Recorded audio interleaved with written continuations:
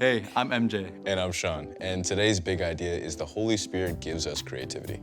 Well, Sean, I know you're a pretty creative guy. How would you say that the Holy Spirit helps you to be creative? Well, I'll just be going through my day, and then boom, I just get hit with an idea. And it's Whoa. from the Holy Spirit, and I can't do anything until I do something with that idea, whether that's music, art, or acting. Wow, that's so cool, dude. I want to share with you another form of creativity, something that we might not always think of. Check out today's God story, and you'll see what I mean.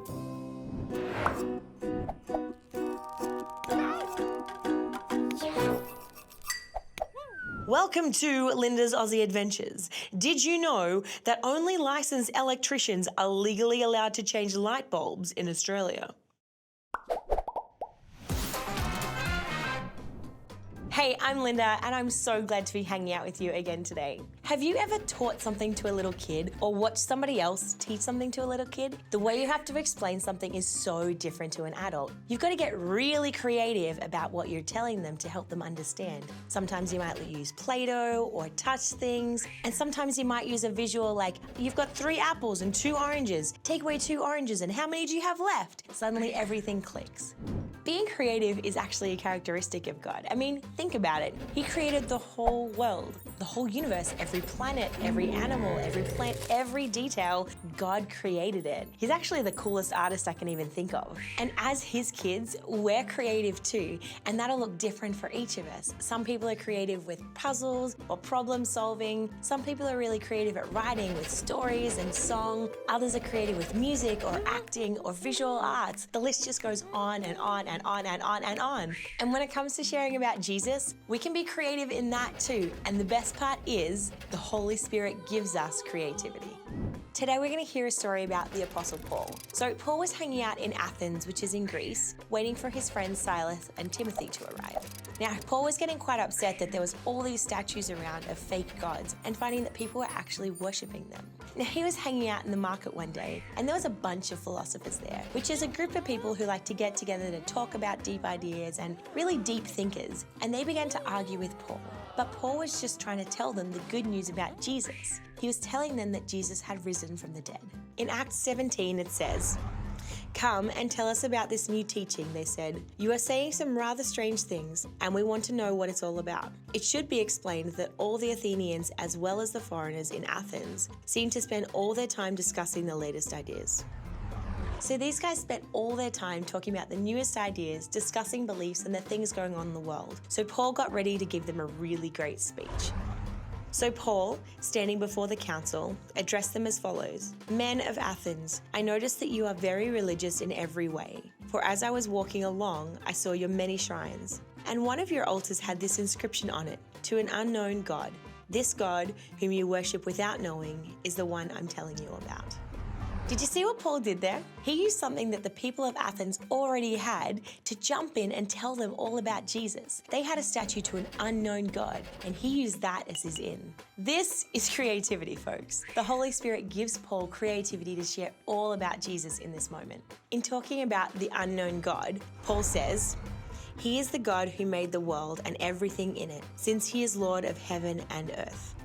Paul continues to describe God and talks about how God made us curious to know him because we're his kids. And because of all the statues that the people of Athens has, Paul says that we shouldn't think of God being made out of silver or gold or stone, that he hasn't been planned or crafted by us. So then Paul talks more about Jesus and the fact that he was raised from the dead. And now people thought this was strange, but they were still really curious and asked him to tell them more about Jesus. Some of them even became believers that day. And the really cool thing about this story is that Paul was ready to share the good news of Jesus, and the Holy Spirit gave him a really creative way to do that. And guess what?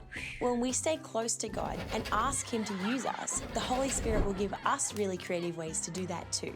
Maybe you can make a link to a friend who's really lonely, that Jesus is God with us so we're never alone. Maybe you can help a friend see how a beautiful landscape or really cool scientific discovery actually points towards an incredible creator who made all of these intricate details. And just like we need to be creative when we're teaching something to a kid, we get to be creative when we share Jesus with others, and the Holy Spirit will give us creativity to do that. It's been really awesome hanging out with you, and I can't wait to see you again soon. Don't you think Paul was super creative in how he approached the topic of the unknown God and then how he tied it into talk about Jesus? Yeah, that was brilliant. There are tons of ways we can partner with God to bring out our creativity. Let's watch this video of our friend Chris to see the beautiful scenes he creates from things that other people may not consider even looking at. Watch this. Welcome to Flagship Gallery, located in Hamilton, Ontario. Flagship is a public, cooperative gallery that is made up of artists who work in all media, sculpture and painting and drawing and digital.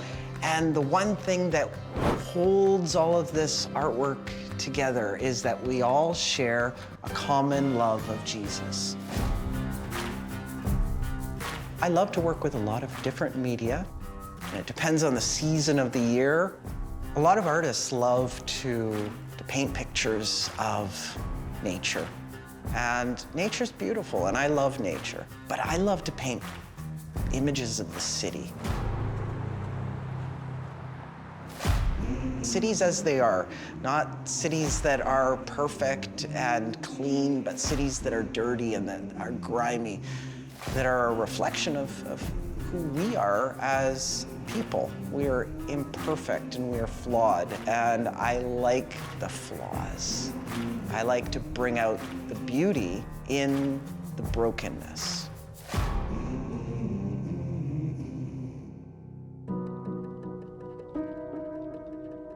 God gives us the resources and the ingenuity and the drive to discover new things. And sometimes artists are really interested in media.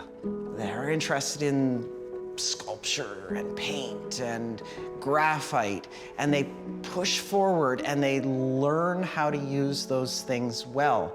Just like a pianist knows how to tap the right keys. And that's not something that comes instantly, it comes with practice. There's an old adage in art that good art is 10% inspiration and 90% perspiration. And that perspiration is about mastering your media.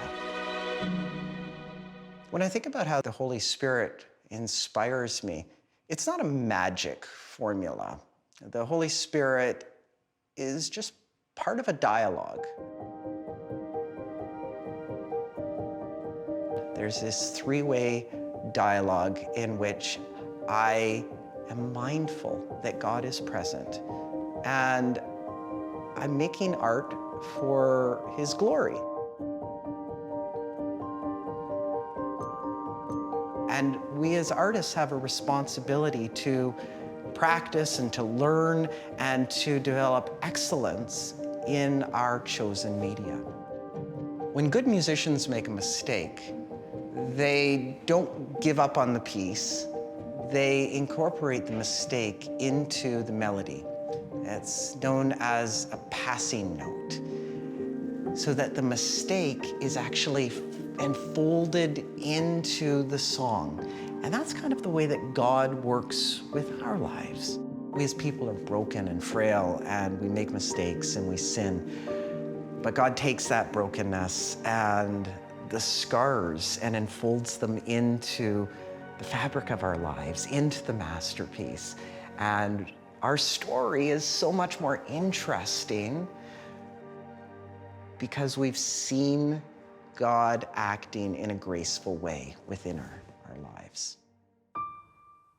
There's a wonderful quote by one of my favorite artists, Marc Chagall, and he said, "When I paint, I pray." And there's something prayerful about the process of creating art. In those moments in my studio where I'm all alone, I am praying while I am paying full attention with my eyes. So every artist has to, at some point, put their brush down and say, okay, I'm done.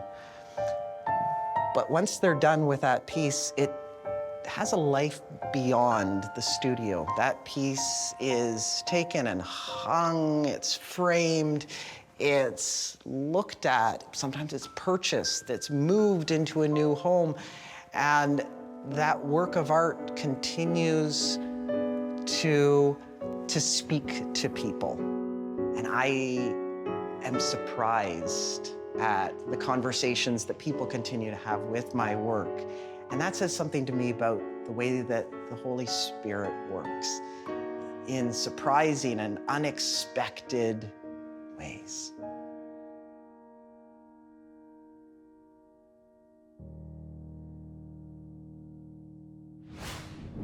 I think it's awesome that Chris feels like it's a conversation between him and the Holy Spirit when he's creating art. It makes me appreciate his pieces more. And when I look at all the amazing pieces in the flagship gallery, all created by Christian artists, it really makes me think what the Holy Spirit was revealing to them as they were creating these pieces. Yeah. In this series, we've seen that the Holy Spirit helps us, guides us, brings us boldness and creativity, all things that enrich our lives and help us reflect Jesus better. Let's break into our small groups and talk about what this looks like in our lives.